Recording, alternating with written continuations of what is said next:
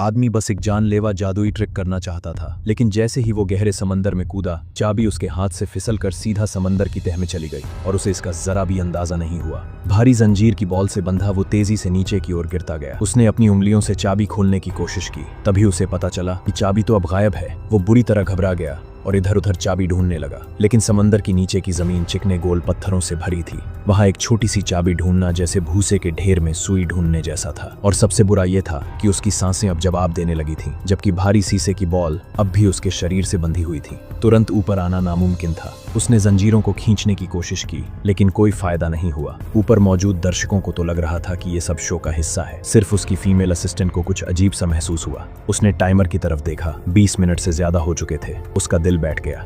उसे यकीन हो गया कि पानी के नीचे कुछ बहुत गड़बड़ है। बिना एक पल गवाए वो समंदर के दूसरे सिरे से कूद गई। खुशकिस्मती से वो सही समय पर उस तक पहुंच गई। आदमी बेहोशी की हालत में था। उसने तुरंत उसे हवा दी और फिर तेजी से चाबी की तलाश शुरू कर दी। किस्मत ने साथ दिया। कुछ ही सेकंड में उसे चाबी 2 पत्थरों के बीच फंसी मिली। आदमी ने ताले को खोला, जंजीरों से खुद को आजाद किया और ऊपर की तरफ तैरने लगा। जैसे ही वो धीरे धीरे पानी से बाहर आया, दर्शकों ने तालियों से उसका स्वागत किया। सबको लगा कि जादुई ट्रिक कामयाब रही, लेकिन हैरानी की बात यह थी कि असिस्टेंट उसके साथ ऊपर नहीं आई। वो चुपचाप समंदर के दूसरे किनारे की ओर तैरती हुई बाहर निकल गई।